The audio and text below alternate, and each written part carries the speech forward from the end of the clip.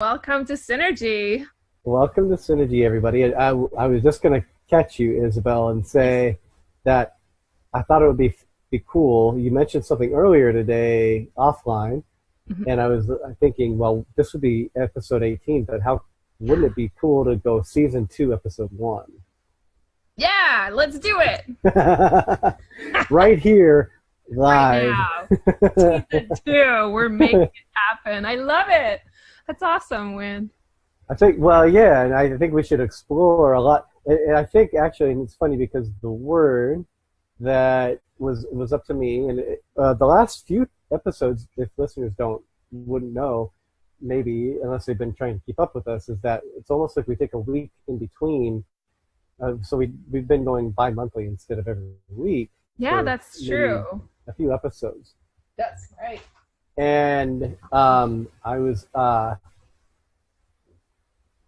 today, you presented that to me along with what should we do about our podcast? Should we keep it rolling? Should we go season 2, episode 1? And I don't really. I mean, I was at work and I do landscaping, and I'm actually a little under the weather today. And I think the Yeah. landscaping and the direct sun and the humidity perpetually just like taking a beating on me. So I wasn't really able to be super present with that conversation that we're trying to have, but I wanted to be as present as I could. And about 2 weeks ago was the last time we recorded, and it was my turn to come up with a word. And I don't know, sometime after that, but it's been a few days, at least a week, since I told you I had a word in mind. Yes, And for that's some right. reason, that word doesn't want to stick. Huh. Interesting. I like where it's going. Do you remember the word, though, that I had said I thought it would be? Yeah. I think it was peace. Was it It, peace? it was. Yeah. I try not to pay attention to like too much because I don't want to, the logic mind to step in. Right. So then and I know that a couple of times we've had it where like we knew each other's words, or I knew your word, or however it went. I don't recall right now. But did you ever have an inkling as to what my word would be before that or after that? When you said peace, it did surprise me. So I don't know if it's Okay. still the word that you Okay. picked. But I don't know. I did talk about resistance, which is weird that I picked that word earlier today when I was Mm. chatting with you, because that's not the like what I was feeling. It was more like flow, like being in the flow and things like Mm. that. So I didn't Mm. know what was the right word. But yeah, no, I'm not picking up on anything else. I Well, know. excuse my poor, probably French, but when you said resistance today, I was thinking all that ran through me was La "Viva, resistance. viva la resistance." That's so funny. That would be it. Oh, that's so funny. I see But the I could. bumper sticker once in a while. Okay, well, I was like, how would I write that back? And you hear the French accent, you wouldn't. Maybe you would, maybe you wouldn't. But I was like, oh, that was funny. That ran No, through me. I would have gotten it if you said it. Okay. Definitely. I love it. And I was like, where have I heard that in a movie before? And I was like, holy crap, the South Park movie. The, Oh, it a was long, in long time that. ago. A long time ago, the South Park movie came on. I don't even remember what year. But yeah, when the South Park movie came out, That's it was all about that. And I think, I mean, I think it was Cartman, that the is heavier set nuts. character, who's always obnoxious. And I think it was him who said, Viva la resistance. I love it. He is so obnoxious. Oh my goodness. So is your word still peace? Well, okay, you said earlier, just a minute ago, you were talking about, well, just being in the flow. Well, the Yeah. thing was, I meditated a little bit ago when I got home. I showered and I'm not feeling well, and I sat in this meditation that just felt like it was going nowhere. And I just kept trying to meditate on the word, and like an enormous amount of words were like running through my system. I'm like, what Yeah. the fuck? What word? Like, come on, universe. And all of them had like equal force behind them. And then I was like, well, I'll just go back to peace, right? And they all had equal force and equal almost neutrality. It was like really bizarre. So I said, well, what am I going to do for a word? And it was like, throw all the words into the mix, like I'm throwing dice in, and let's just see what happens. Yeah. And maybe by the end of the episode, we'll have a word. Yeah, I love that. Funny, let's talk about all the words. Let's do it. Let's just splatter them out there. That's funny. I kind of. Oh, go ahead. No, you go ahead. No, go ahead.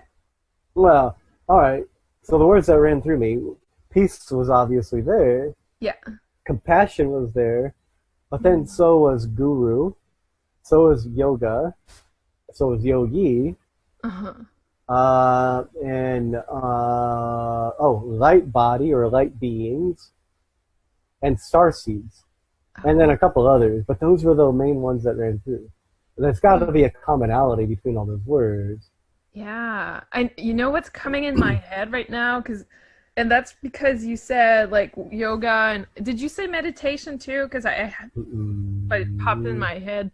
Me too, but no, I didn't say it. Or maybe we did. We'll hear later. Maybe we're still doing the telepathic communication here. But in French, and I think it's the same word in English, it's called altruism. So altruism. Mm-hmm. Does that resonate? Altruism. Not for picking a word right now. I say we go to the podcast and see. But what does altruism mean in French? Well, altruism. However you pronounce it. Altruism is a combination of compassion and empathy, but it's being connected to others. So, and it's connected to the energy, connected to like it's that spiritual connection, like the cords that we connect with others in that sense. So. It's being capable of having someone in your space and they leave better than what they were when they came in your space. So, it's probably very similar. I mean, like I remember that like the first time altruism or altruistic was a word that I had to work with outside of just communication. Was when I was finishing my bachelor's degree, and the teachers wanted us to look at whether altruism exists in capitalism. Oh, interesting. Like because it's materialistic. So at the time of this, Walmart hadn't yet been. I don't think they had yet been pinned for sweatshops. So at the time, though, they had done like a bunch of stuff that was like helping third world countries, and then the professor was using them as one of many examples. Like, is it altruistic or is it a way to say, like, look, we're being philanthropic, so we, give us more money. So, was there an altruistic sense to it? And the argument that I think I made was like, doesn't really matter because either way, if people are benefiting, then what? Who cares what? Because if you sit there and chase the intention, I don't think even in the spiritual world you'll ever find an altruistic background to it. Because I haven't yet found when we talk about gurus. Let's talk about gurus. That's one of the words that I threw out there, or yogis, right? When you talk about like Osho or Muji or Eckhart Tolle. I'll leave the Dalai Lama out of this, and I think the Dalai Lama is probably altruistic. I mean, it's just a sense. But let's throw out the other three that I just said: Muji, Eckhart Tolle, and Osho.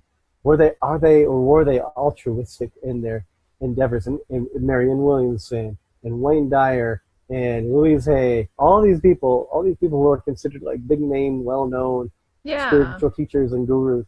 Are they altruistic, or are they trying to make a dime off of what they've embedded within themselves? Right, exactly. And it's hard to tell because I never met any one of them. And altruism for me is being in the same space as the other person.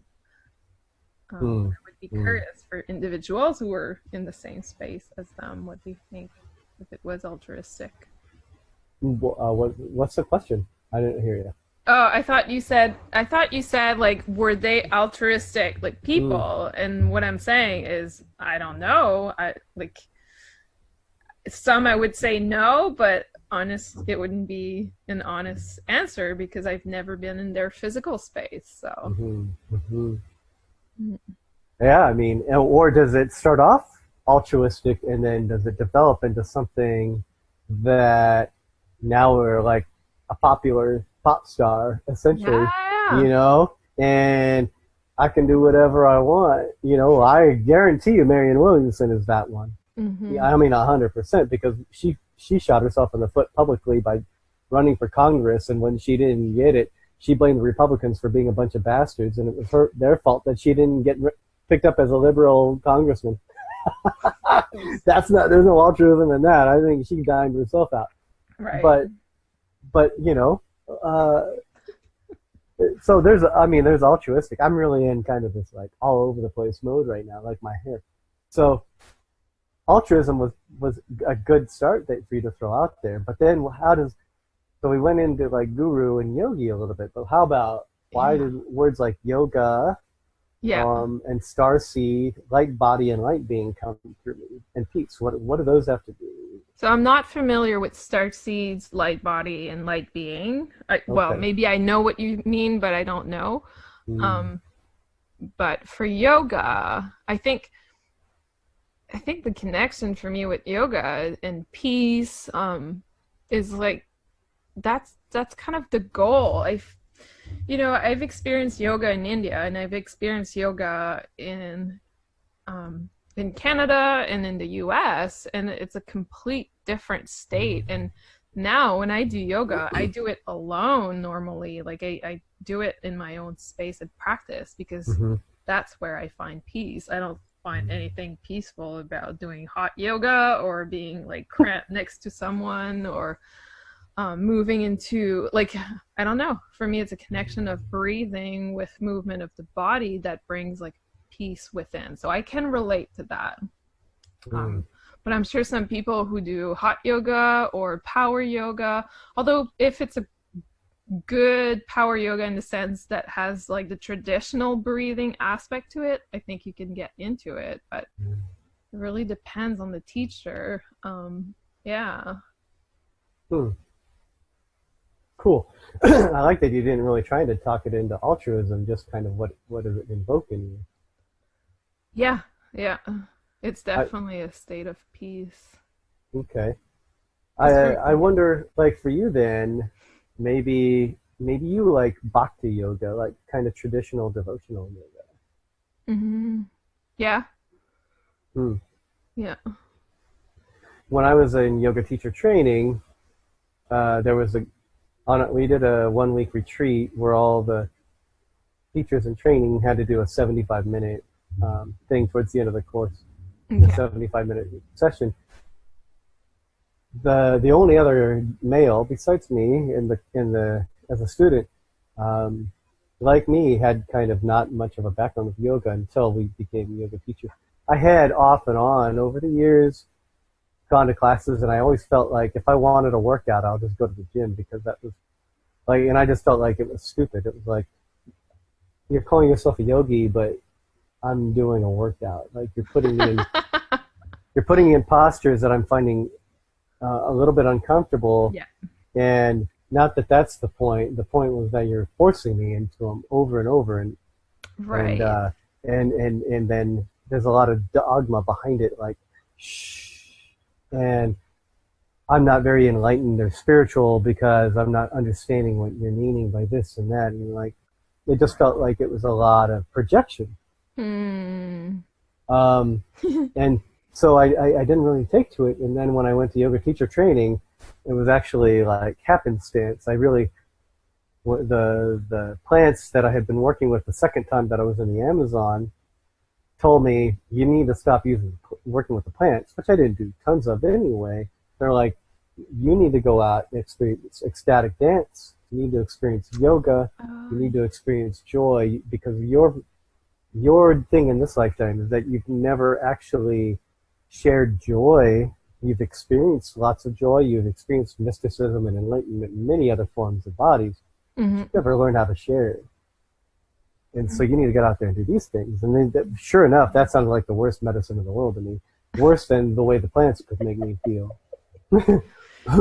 So I ended up not looking for it, but then boom, this Tantra yoga class training ended up in my lap, and I learned a lot about it. But anyway, so the guy who was my classmate, when it came to the time for the 1 week retreat, he was the very last one, the day before the last day of the retreat. He was the last one, and he had us all out there on hot sand on a river area in the mountains of Idaho, and it was in August, so it was hot, and he had us all, males and females, there were like almost 20 people total, like on the sand without our mats. He made us walk barefoot, put our mats down as if we were going to do yoga in this one area, and then walk barefoot while he played the drum and chanted Om Namo Bhagavate Vasudevaya.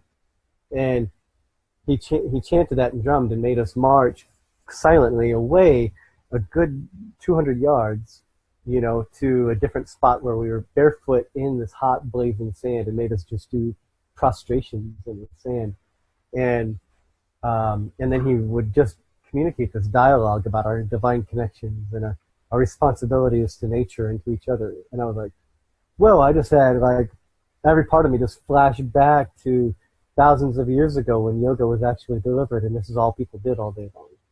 Yoga was not necessarily yoga; it was a lifestyle. Right.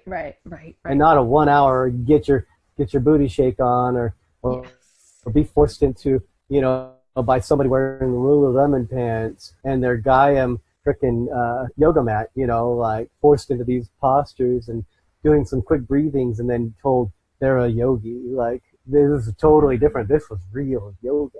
Yeah, that's so interesting. It's so different too than what we're like. If you say the word yoga, you would never go in that visual, right? Not today. Well, okay, not in the U.S. today. But I wonder, you said it was very different when you did it in India. Was it anything like that? What was it like in India? Well, yoga was part of life in the sense that, so I had, of course, like most people that are not from India, you get the stomach bug. Mm-hmm. So I saw a doctor, and the doctor told me, like, you need to change your nutrition and you need to do those positions. And those positions were similar to yoga positions, I want to say. Okay. You need to focus on your breathing when you do those. And so for me, like, it was almost like a prescription, but it was a lifestyle, a way of living, because the doctors there, first of all, prescribe you a diet and exercise. Well, I saw it as exercise. It was positions and breathing.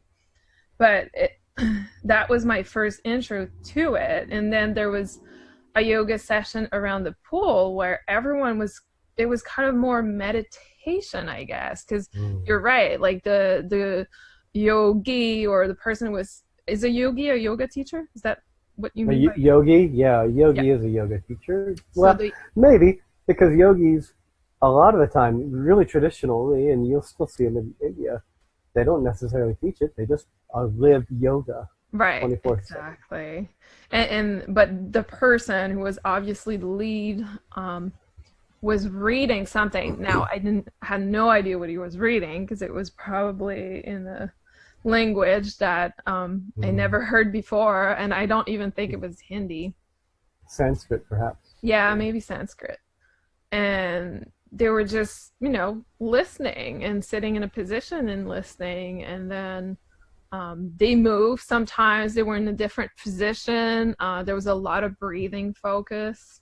And it seems to be lasting forever, like, in the sense that I could watch them for an hour and a half, and they were still in the same position as like the hour before. It was so interesting. So it was very different. And I did join a class when I was there. It was similar to restorative yoga that we know here. So it was like a lot of like positioning and holding position and focusing on breathing, but it was not like when you said like we were forced into a position, like it was not like that. It was like, okay, if you feel you need to move your leg. Like if you Mm, feel like your body needs this, go there. It was almost being mindful. It was kind of being in the present moment, and mm, allow your body to move in certain ways. And I like when you said that yoga dancing. I think you brought that up, like that fusion. So I've seen mm. that too in India. Is a lot of like movement into the yoga. Well, they called it yoga, but it was like dancing. Interesting. Yeah. I haven't, as far as I know, I haven't seen that, so I'd be curious what that looks like. But maybe Yeah. I have, and I just haven't think associated it. I think if you search yoga dance, you'll find something that is similar to what we were doing.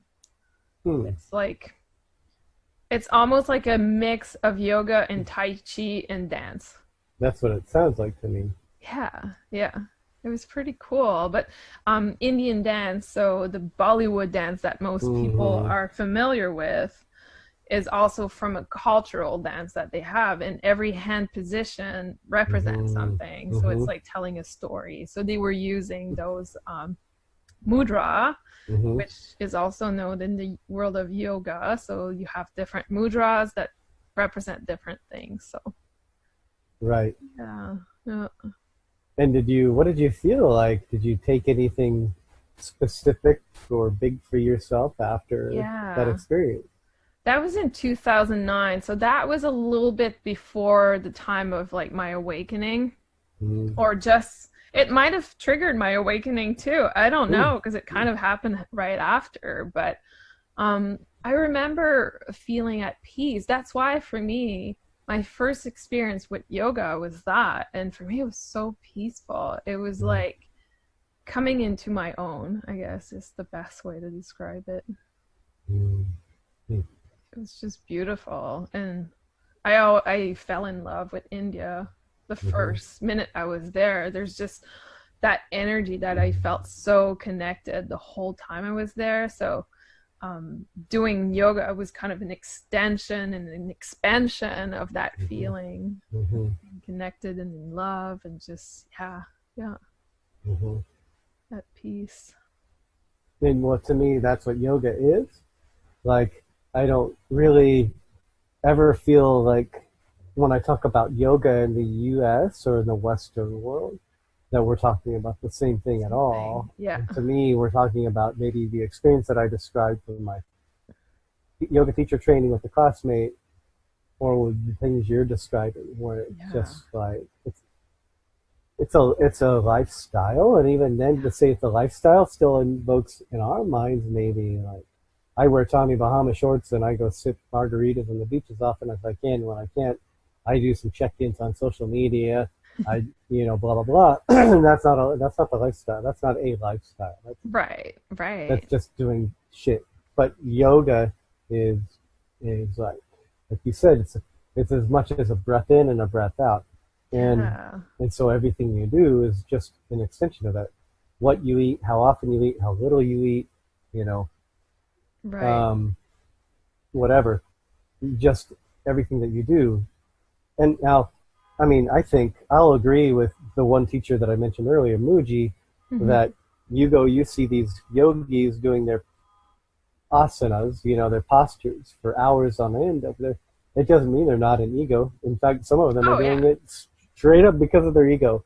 It's cool that they can do that, but it doesn't mean that they've transcended anything. Exactly. Exactly.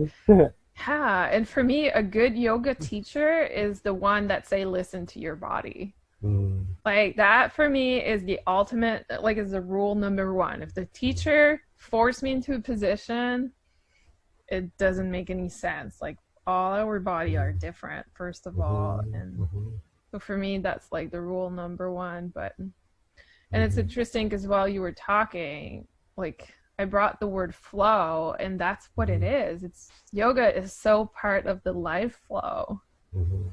Do you feel like that? Well, yeah, I mean, that's I don't really understand it any other way. Yeah, exactly. Exactly. So I feel like when you say lifestyle, that's that flow, like that life flow that is connected to it.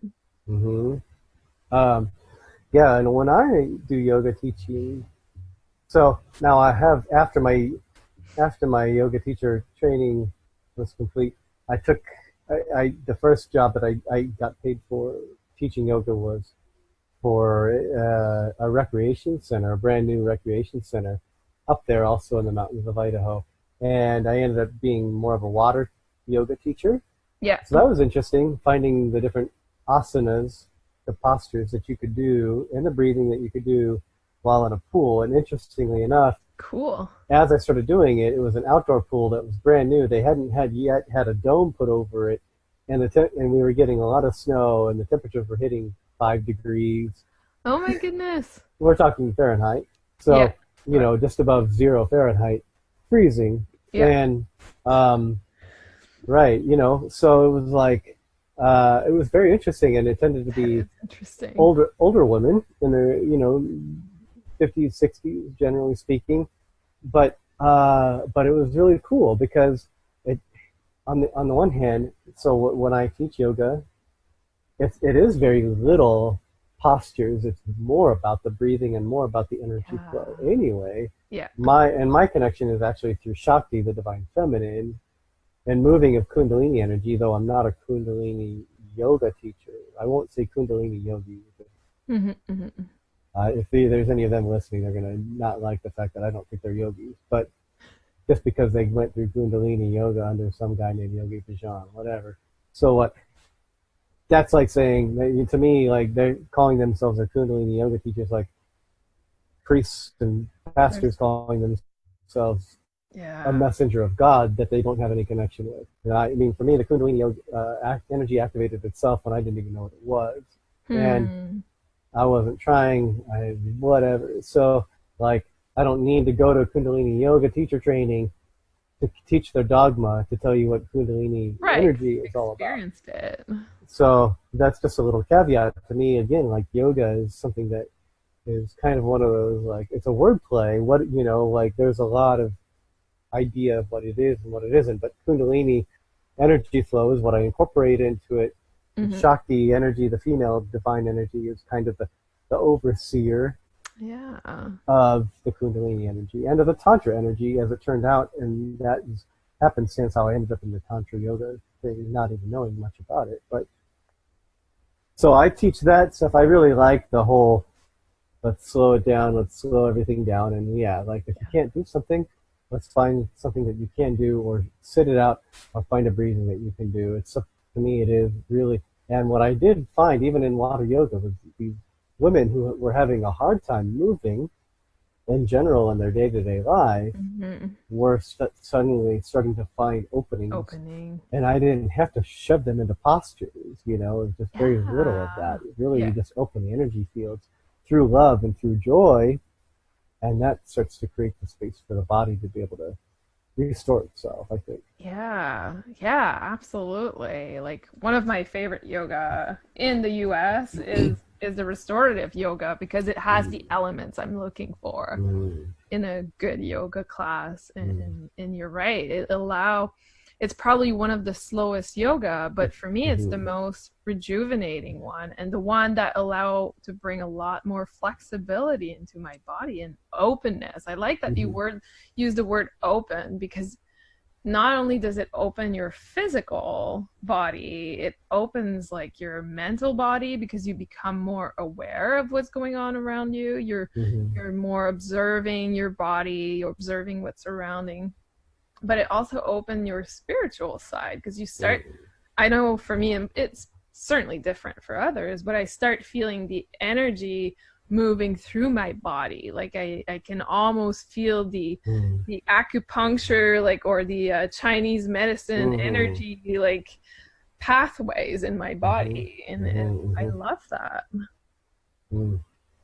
That, to me, is the point of whether it's yoga or Kundalini or Reiki or Yeah. anything involving the body energy, which is great because this is a segue to the light body. Yeah. Okay, good. So I think light body, it sounds like you haven't heard of the word, but maybe as much. But light body, you can find it, for instance, in old Sufism, the Sufis Yeah. are the mystic sect of Islam. I'm actually familiar with the Sufis because I studied Egyptian dance, so Okay, or Middle Eastern dance, I Middle should. Eastern dance. Yeah, maybe like whirling dervishes or Yeah. something. Yeah, Okay. part of it. Yeah. And Rumi, the poet that everybody seems to know, was a Sufi. Oh. Uh-huh. And the relationship with the Sufis, for the Sufis, is all about the relationship between the lover and the beloved. And maybe indicating that the human might be the lover and the non-human, the non-duality, God, whatever, is the beloved. Hmm. The quest for finding that oneness between the beloved, you know, Mm. and you as the lover. Hmm. Oh, It's very yeah. poetic. And so they talk about the light body, and I'm not as educated on how they talk about it, but it doesn't really matter to me because I've come across enough of it after I just started to feel the light body within myself. Oh, cool. Before I was even anywhere near doing yoga, becoming a yoga teacher, the light body started to reveal itself to me as something that I hadn't even really heard of, but I, through Reiki sessions, which were far more than Reiki sessions at this point, were dialing me into this frequency of other, and within myself, while also doing sessions for other people, while also working with a particular shamanic plant at Yeah. times, and other times just through channeled spaces. And just this feeling of activation through the whole body, and what the light body, I was told and shown through experience, through personal, like just feeling it, kind of lifts you up, even though physically, I remained in a channeled meditative space, eyes closed, beyond the body, beyond the mind. Hmm. But I didn't levitate or anything like that, but it gives you the feeling when you connect with it of not being connected. So Yeah. therefore you actually feel like you're floating or you're hovering. And Hmm. everything is super, super ecstatic.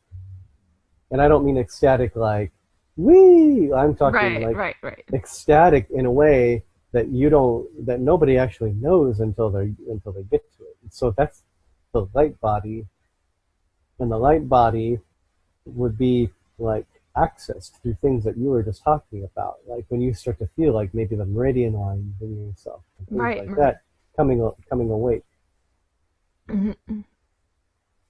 So and then if you've done energy work or received energy work, you have a possibility of starting to tap into the light body. Now the light body you can also think of as like Jesus, like when the pictures are depicted of Jesus with this like halo, white halo around him. Yeah.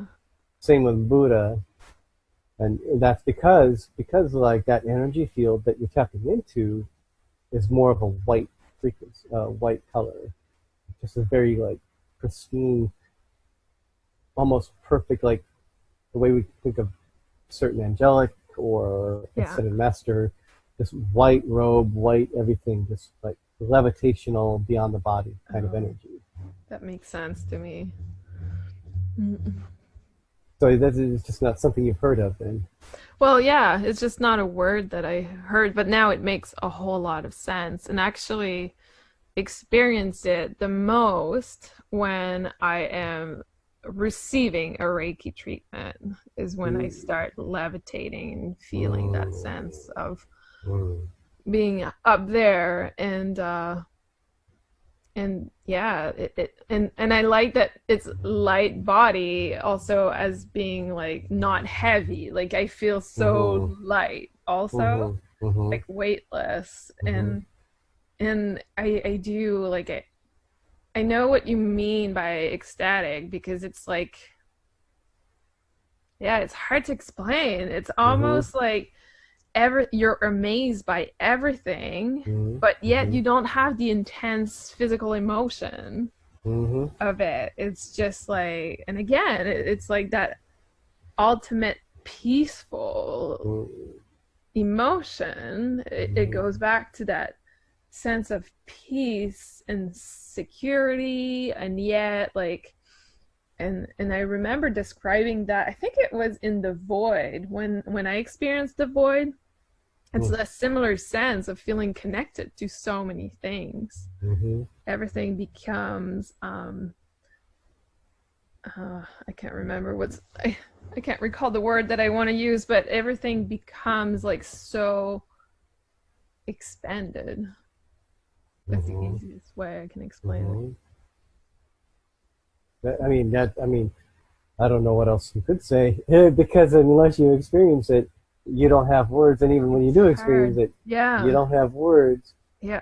One is a thought, and the other is like there it is. You're in it. You're swimming Right. in it.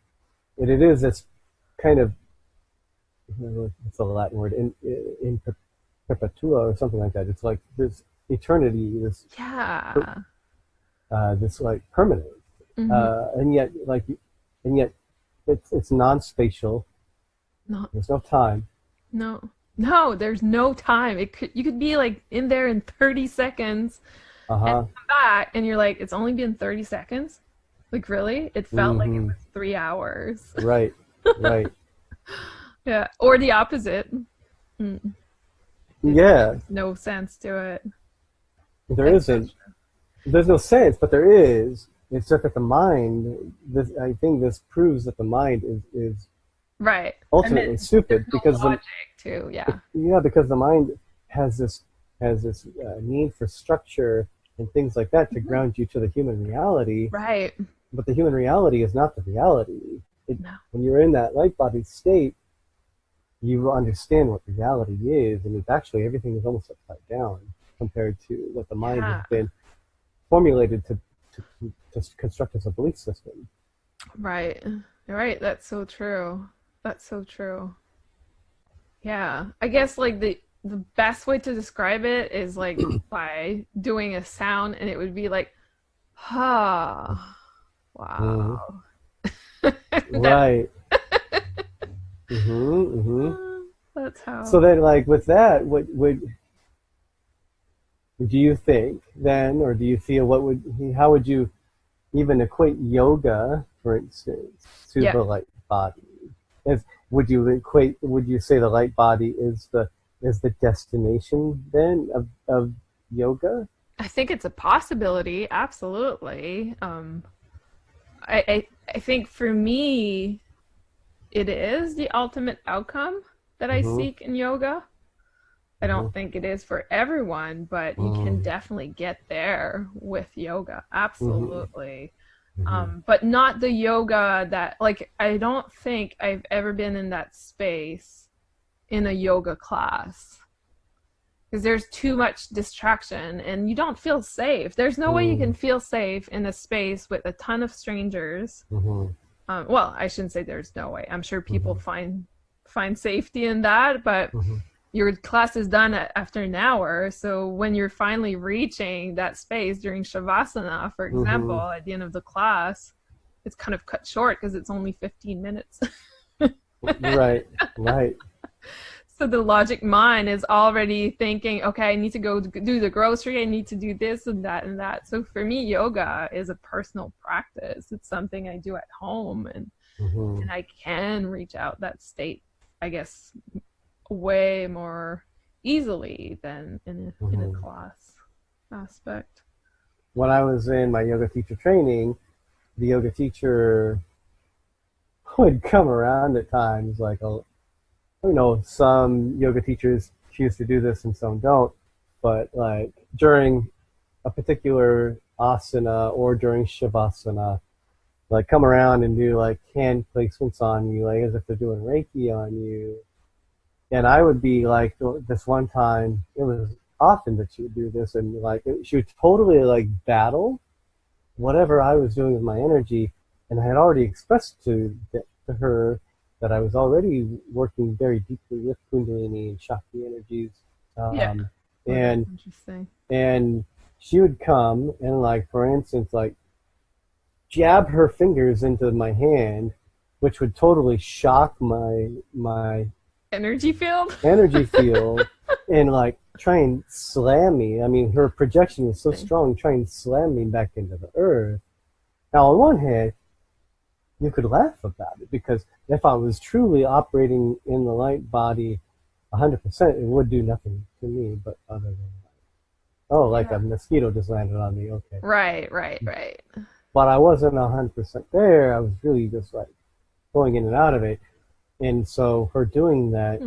was combative, you know, Yeah. and she even like took this sort of narcissistic pride in telling me like after that one particular time, especially with my hand, like, oh, I saw your hand was doing this thing, so I decided I needed to ground you, and so I I and she decided.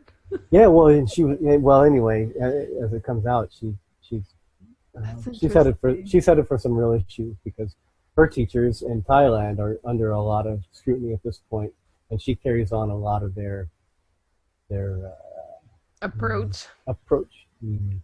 So anyway, but yeah, so like it's sort of like almost like the people who think they're out there are Yeah. really like put off and I think I think even challenged by those who are like working with those energies and and so this is like a very human thing. Like if you think that you're going to leave this realm and you're going to go off when I'm supposed to be the master, I'm going to make sure that I do my best to cancel it out for you. Right. And I feel like there's a lot of that too, and intentional like kind of obstruction of getting into our light body. And I Yeah. when I talk about light body, I it's important for me to want to talk about light body because it's a thing that should be experienced, and it should not be considered a thing that is not what we're supposed to do. We don't need Right. to be trying to shove people down into the illusion over and Right. over again if people are starting to experience these light body things through yoga, through Reiki, through awakening of any kind.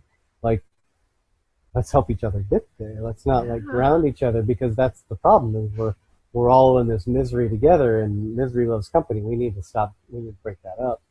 Yeah. And and to me, like that leads into the other word that I had brought in here. Well, two words. But I think you can almost tie them together in certain ways, like light beings and star seeds. Yes. Talk to me about that. So light be you know, really when you start talking light beings, you start talking now there's no reason to even start to go into a lot of description. So basically though, if you get into the light body and you're there a lot more than you're not, and and you're there permanently, Hmm. then you are really a light being. Mm. And so I think I feel like this flow is like saying the progression of everything is taking us to that evolutionary place where we are capable of being our highest light being self and our physical human self all at one time.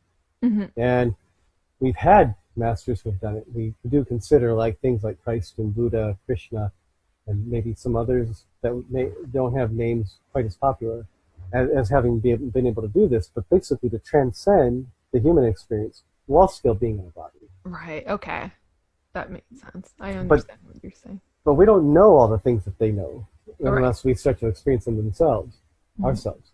Hmm. And that's the problem. You can't be Christ, you can't be Buddha, you can't be Krishna and teach what you know because until the human that is trying to perceive it understands it through experience, Hmm.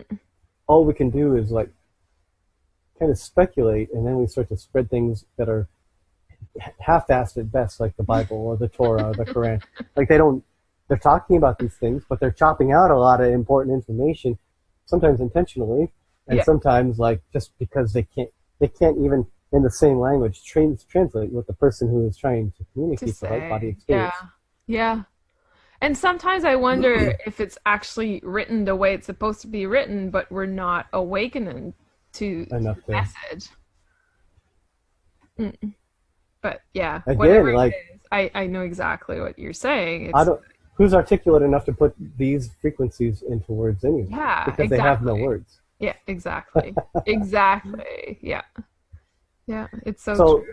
so light beings, a lot of people I think then would probably have a relation to light beings as ascended masters, as archangels, You Mm-hmm. could even say fairies, or you could just say angels. You could say aliens, Mm-hmm. things that are of higher frequencies than the human Right. frequency, you know, other dimensional things like that. So light beings, the more, and I guess maybe why that word was running through me as much as anything else was because the goal, I do know the goal of evolution, whether we do it in this body that we're in right now or multiple other life, however we do it, but the goal of evolution, as far as the earth is concerned, is to get the human form into a place where it can perceive and act from the same place as these other frequency energy bodies. Yes. Yeah. And one way we can describe them is light bodies. Right. Or I'm sorry, light beings.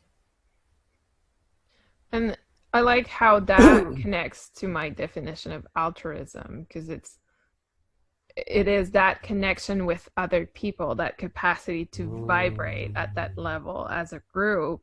Mm-hmm. And I'm sure when you're around those light beings, and I'm sure there is some that I see every day in my life that are light beings. Mm-hmm. I'm sure they exist. They're around Mm-hmm. us. Mm-hmm. Um, I like those are the people that we probably perceive as extremely altruistic, extremely compassionate, Mm-hmm. peaceful too. Because I I want to think that individuals who are light beings have a frequency of a higher level, which Mm-hmm. whenever you're around them, bring peace into your heart. Mm-hmm. Mm. I don't know. Because would that be true? Because really, to my perception, a Yeah, light being, an ascended master, yeah, to single out maybe a category that probably doesn't really exist beyond the human form anyway, but like maybe a frequency of ascended master is would be to me a, a person who has gone through all the human experiences and then graduated right. through Doesn't need to through a come back on Earth.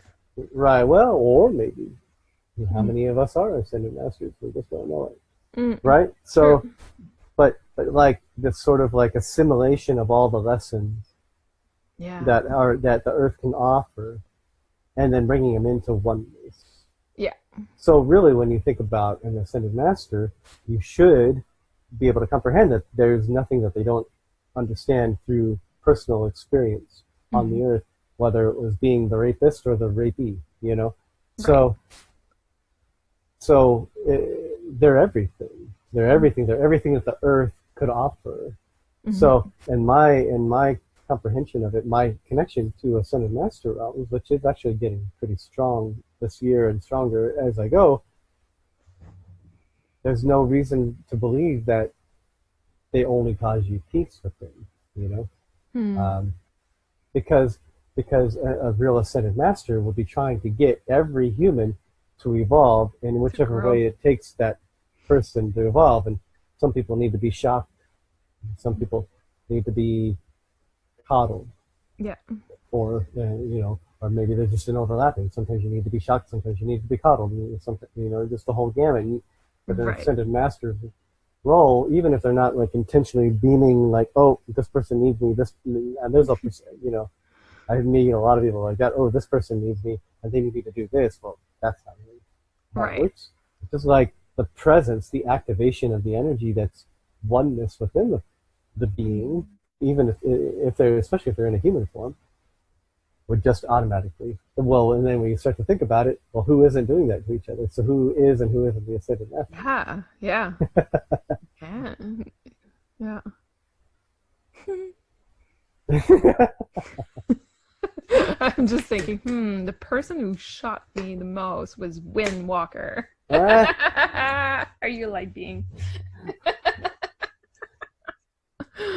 well, so then the other word that hit me was starseed, Oh yeah, yeah. and so I'm not. starseed would be somebody like my twin flame Allison, who resonates with Andromeda Galaxy, for instance.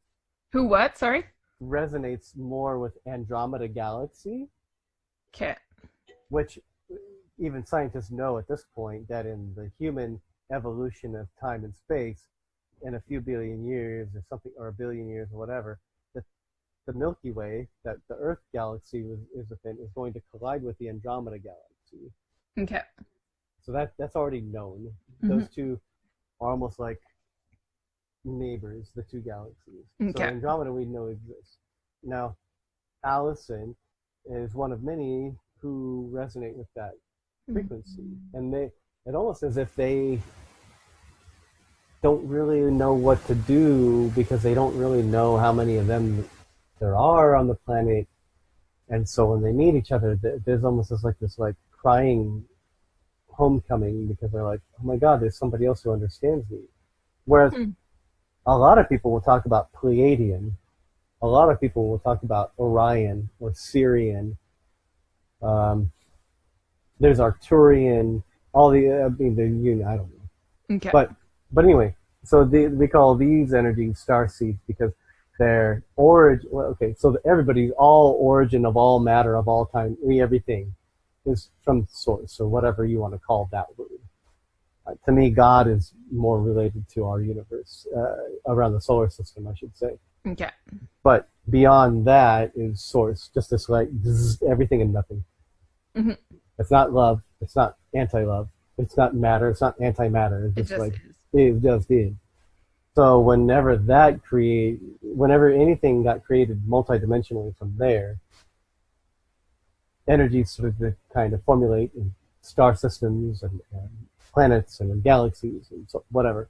Mm-hmm. And so in each one of these, so then these energies went out and like some people, as I understand it, some energies are really like Earth is their first planet. Like their energy came from source, as I describe it, and straight to Earth, and this is the first incarnation. Hmm. But then we all have got some kind of an origin, or at least a place where our soul, our primary energy source, has spent a majority of its learning, if you Mm-hmm. will. And so like my twin flame Allison, a lot of hers has been Andromeda, but she's also had a couple near misses with Earth. Like her energy supposedly helped create a certain thing in the Mayan era, in their early pyramids and their early forecasting of 2012. Okay. And then like I know people out here in Asheville, North Carolina, there's a lot of Pleiadian energy, and they have a particular set of like energy that they carry. And so I just a lot of people like more and more people are talking about starseeds, Okay. and I guess like since you don't really have a resonance with it, at least an understanding of it yet, like I guess the reason people are talking about it is because like for Allison, she feels her purpose here is to bring a light here because the Earth and our solar, our Milky Way galaxy Mm-hmm. is merging with the Andromeda galaxy. Right. So there's going to be an overlap. There's going to be a merger, not in the lifetime of the bodies that we see now, but there's going to be an overlap. So it would make sense then that there's already like a merging of energies going on. Gotcha. People those energies coming into human form, so one, they can have the experience of what it's like to be here at this time in space. But two, for us as humans to start to go, whoa, that's a different frequency. I haven't seen that around before. That's a different kind of a persona. That's a different, however we perceive it, it's different. And it's a different kind of mission. It's a different sort of like, it brings a lot of change to the Earth that the Earth it gets the Earth out of where it's been stuck for thousands of years for growth, for evolution. Interesting. So I guess for me, if I had to like tie in all the words that ran through me in my meditation, including peace, like these all have kind of a sequence of events or some kind of a play into like more kind of like an evolutionary flow from where the Earth has been to where the Earth is going, and then maybe different vehicles like yoga of helping establish that. Yeah, that makes sense. Like the way you present it, would come from starseed, and then light being, and then like it just go into that space. Light Mm, body is definitely the experience. I'm pretty sure that brings us closer to star seeds or to other mhm, frequencies across the universe. mhm, mhm. It's what connects us all. So, yeah, I can see that. I understand what you're saying. And I feel like what you're saying when you bring up altruism, why altruism has any relevance is because through altruistic acts, through actually wanting and feeling the want for connectivity, for oneness, for kindness, because Yeah. that's the frequency that we change within ourselves. So we have Yeah. to do it ourselves. It's all choice. Hmm. That's what starts to evolve us higher and higher and higher in our journey Hmm. through the earth plane, through the earth experience. And that's another reason why other planetary beings and other light beings and everything come to the earth, is to learn what it's like to have such duality that we're actually experiencing hate and Yeah. all sorts of mean things and Right. traumas, to be able to experience the evolution, the journey from those dimensions, from those frequencies into altruistic states, where those Yeah. altruistic states do actually give us access to parts of our light body that get us higher in our evolutionary experience. Right. I feel like altruism is probably the lowest of the vibration in the sense of like what is accessible easily in the human body, the human experience, Mm. what is attainable or tangible, Mm-hmm. I guess, in terms of feelings and in terms of um, giving back to the others and connecting with others. I feel like that is something that anyone can do at any time. Mm-hmm. Not that everyone can access light body, but it's Mm-hmm.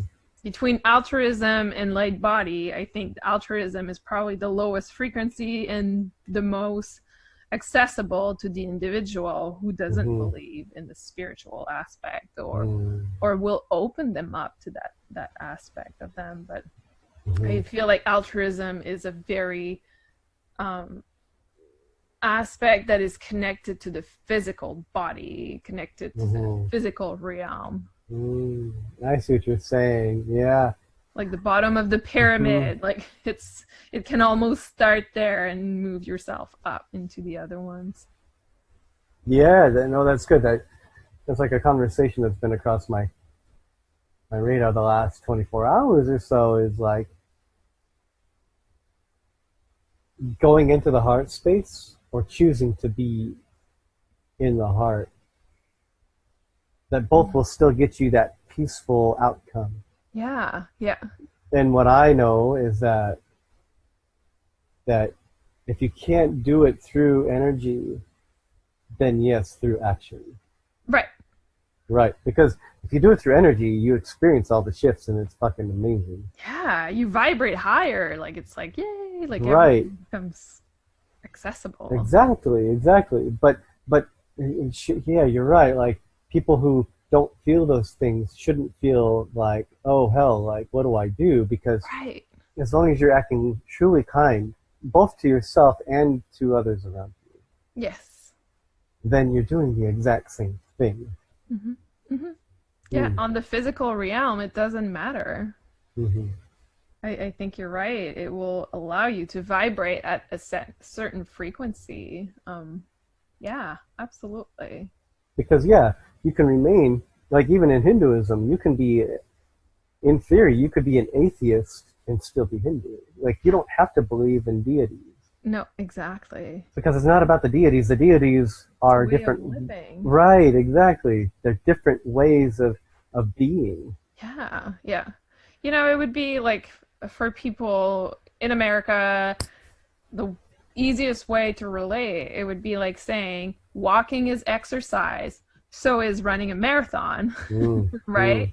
mm, mm-hmm, Both people are exercising, the mm, outcome are pretty much the same. I mean, in general, like you're staying active. mm-hmm, mm-hmm. But one is like a higher frequency than the other or intensity.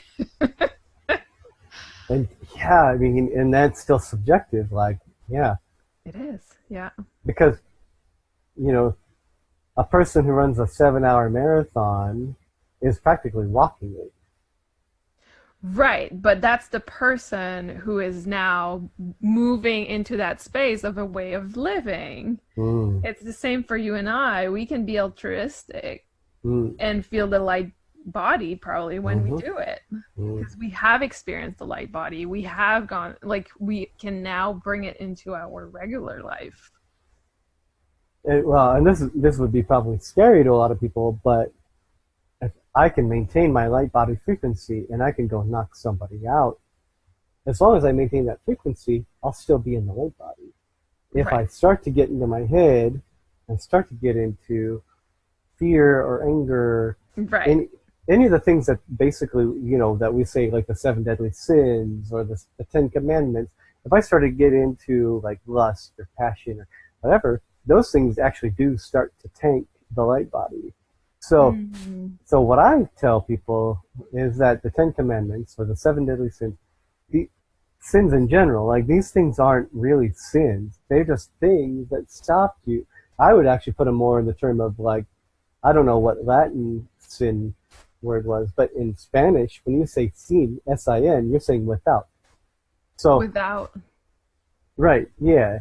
So if you're thought. saying sin, you're saying without in Spanish. And so to me, it would be that you're without the energy that it takes to be able to sustain your light body.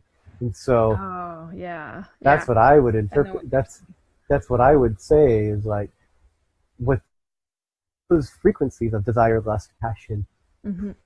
Hmm. whatever, fear, hate, those things stop you from being in that light body, and therefore they stop you Yeah. from that divine connection through the crown chakra, which takes you into the light body. Right. And when we started talking about altruism, you said, is there altruism in capitalism?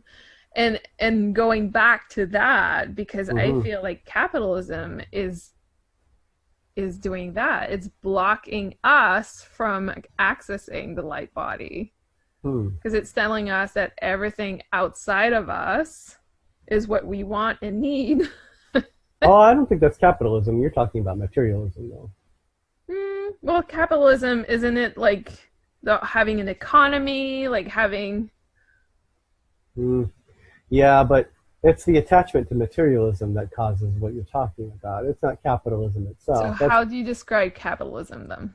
capitalism is basically the free growth of being able to establish, to work within an economy that's there, and to play in it however you want. That's just play. Oh, that's how you see it. Okay, that's interesting. For me, capitalism is the representation of going to work, having an economy, having like workers, having unions, having like a contribution to the world. So, So if I'm a hippie hate capitalist artisan who's out there selling my crafts for money, I'm not capitalist.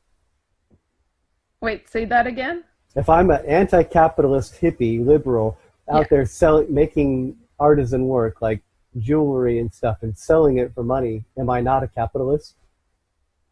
It depends. It depends on the intention. It depends if you're paying tax. It depends. Why? You're creating a product in order to make money, and whatever you do with the money is your choice. I'm not sure I'm following you, but that's okay. What I'm saying is capitalism is just all about like the I can choose what I want to do to make money. I mean, Right. really, there's Okay. lots of ways you could describe it, but when it comes down to it, it's I choose what I want to do in order to make money. If Okay. you're not with capitalism, then you're not. Then there's no reason for you to make money. Then just be communal, Okay.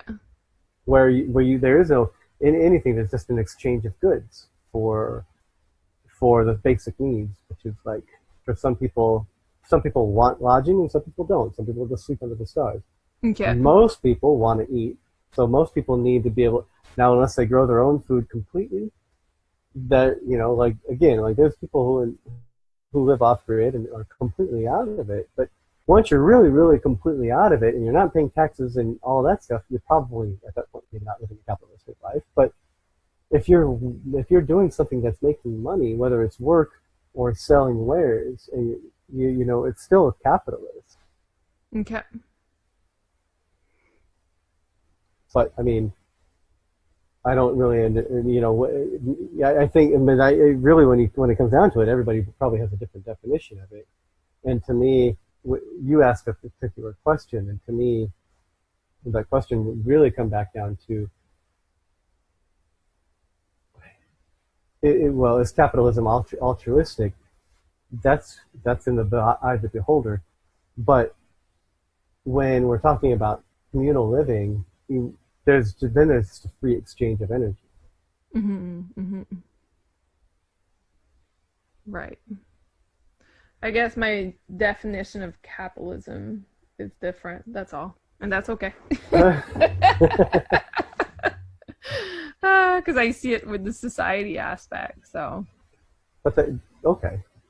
So what, like, for the sake of this podcast, then? Yeah. So what would be important in you for a takeaway then for people, if you're saying that altruism will be the portal to access higher dimensions? I think it's just yeah. I think it's just accessible. Most people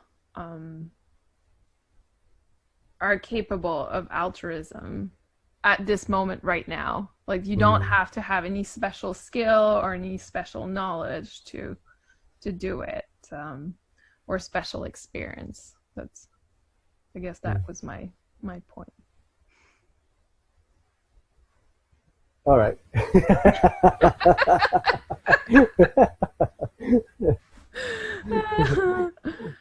So basically, there's almost like there's like a no point to evolution or to all of this. No, I think we're not understanding ourselves, but that's okay. No, yeah. I'm sorry. That's what happened when we record late in the evening. My mind doesn't work as. But yeah, I just want people to have hope that they can, if they don't know what we're talking about in terms of the light body, you can enter the space of altruism, and that's the beginning. And like I said, it's the bottom of the pyramid. So there is a growth, there is evolution. That this is just the first step to it. And everything that we talked about today is that it feels like it's moving us up there. And the last piece you talked about was the star seeds, which for me is that ultimate evolution. If it's going to happen in the future, and that energy is coming on Earth, I think we're getting into that vibration and moving into that space of having the qualities or whatever it is that's the star seeds people are bringing to the Earth. Mm-hmm. So what would we pick as a word for all this? Yeah, I don't know. At the beginning we said it's episode 1 of the season 2. So maybe now the word will come to us at the end of the podcast. It doesn't have to be at the beginning. So maybe we'll just starting conversation and get the word at the end. But for me, like, everything you brought forward definitely have resonance with peace, but I agree, I don't think it's peace the word. Yeah. Oh, it makes me think of gumbo. What's that? Like if you go like to New Orleans, like a kind of a bunch of stuff thrown together into a meal, food, you mean? Right? A bunch of ingredients thrown together into one meal. Together. I love it. That's so true. Yeah.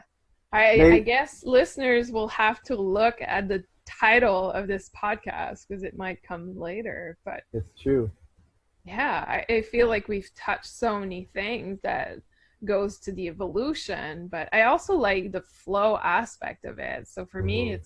it's like a, energy is a bunch of vibration together. So it's almost Hmm. like the energy flow feels like Hmm. a good word for this, but I don't Well, know. that was the word that hit me the strongest before we recorded. Yeah.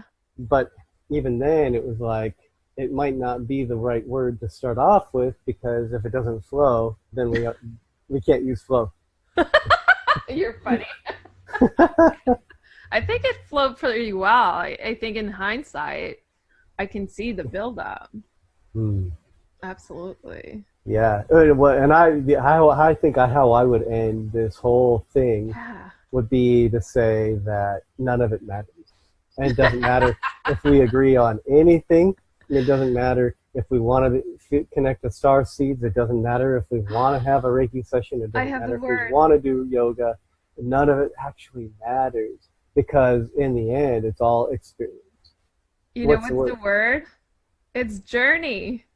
Journey. All right. We went through a journey, and There you that's go. why it doesn't matter if we agreed or not, or like if you don't understand what we're saying, because it's what you're experiencing out of it, right? Right. The outcome doesn't matter. Right, because we shouldn't be judged based off of our beliefs or any of our outcomes, and ultimately that would tie into peace. Like peace Yeah. really is like we don't have to believe in each other's ways, but if we Right. believe in each other as at least human citizens, Yeah. and more if we connect to light bodies, if we Right. believe in more of our cosmic selves, if we connect to that, then then it doesn't matter what. If we still can believe in something common that drives us all, that will lead to a peaceful outcome. Exactly. I don't know. Journey still doesn't ring. What about resonance? Mm. Resonance was a word I had thought of. Flow was felt stronger. I don't know. Okay. We might just have to close this one out, and yeah, by the time anybody's listening to it, they'll be like, "Oh, that's the word." Well, that I Or mean, they'll maybe already. maybe it's the episode with no name. I know the X Files. Yes. I love it. That's funny. Yeah. We'll let one of the listeners entitle it. Send us your title. There Yeah. we go. That would be Perfect. cool. Oh yeah, that'd be great. Maybe And somebody then will listen and give us a title, and then we can slap it on after. yeah, and then we'll update it after and we'll put it out there. That would be cool That'd be perfect. for the launch of season 2. Definitely. Yeah, so I want to thank all our listeners who Yeah. have stood all along this journey with us. It's kind of unreal to think it's season 2, Mm.